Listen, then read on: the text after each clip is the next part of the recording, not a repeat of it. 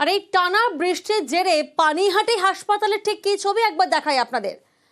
দেখুন, হাসপাতাল টানা বৃষ্টিতে জলমগ্ন কার্যত, আর এই হাসপাতালের ভিতরেই ঘুরছে সাপ। দেখুন, হাসপাতালের মধ্যে সাপের আনাগোনা, টানা বৃষ্টিতে ভাসছে হাসপাতাল, জমা জলে পানিহাটি হাসপাতালে চরম ভোগান্তি।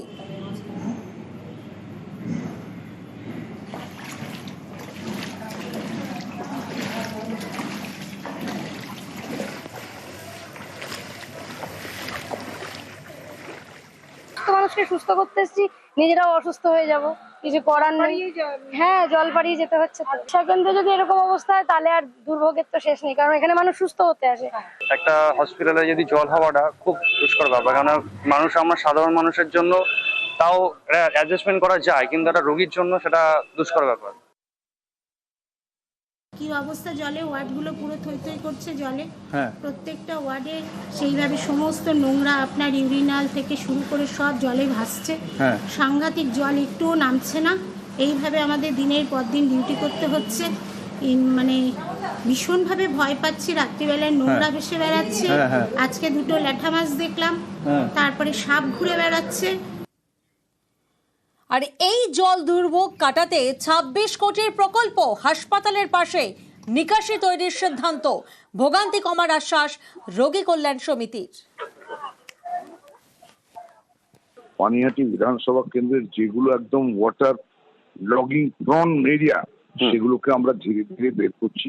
যেমন সোদপুর মধ্যম রোডে ৪০ কোটি টাকা ব্যয় করে দুটো আমরা নিকাশি ব্যবস্থা করেছি। এইভাবে সমস্ত জায়গায় আমরা করছি। এবং আরেকটা পানিহাটি স্টেট জেনারেল হাসপাতালের পাশ থেকে আন্ডারগ্রাউন্ড একটা সুয়ারের সিস্টেম ড্রেন হবে, সেটাও প্রায় ২৬ কোটি। নানা ধরনের আমরা চেষ্টা করছি। আমাদের সরকারের যিনি প্রধান মমতা বন্দ্যোপাধ্যায়, তিনি সব কাজে হাত দিয়েছেন ধীরে ধীরে। আমার মনে হয় যে এই ২০২৫-এর শেষে ২৬-এর প্রথম অবস্থার মধ্যে এই জল যন্ত্রণা থেকে আমরা রক্ষা করতে পারবো। একদিকে জলমগ্ন হাসপাতালের ছবিটা আপনাদের দেখালাম, আর এবার দেখবেন জলমগ্ন সরকারি আবাসন খড়দাতে। গত কয়েকদিনের বৃষ্টিতে জলমগ্ন আবাসন পাতুলিয়ায় চরম ভোগান্তি আবাসিকদের। দ্রুত সমস্যার সমাধানের দাবি করছেন স্থানীয়রা।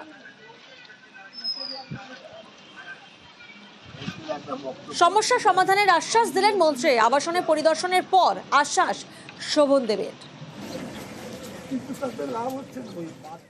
এই সমস্যাটা সমাধান করতে আমাদের সব বলা হয়েছে। এবার ওনারা যদি না ঠিকঠাক করে সমস্যাটা, এই যে সব জায়গায় সব দেওয়া হয়েছে, চিঠিপত্র যদি সব দেওয়া হয়েছে, এবার ওনারা কাজটা করলে তবেই সমাধানটা হবে। কাজটা তো করতে হবে। প্রচুর জল, হাঁটু অবধি জল, প্রত্যেকের ঘরে জল। আর শুধু ঘরে লাইনে তো, গলির মধ্যে তো আরো বেশি জল।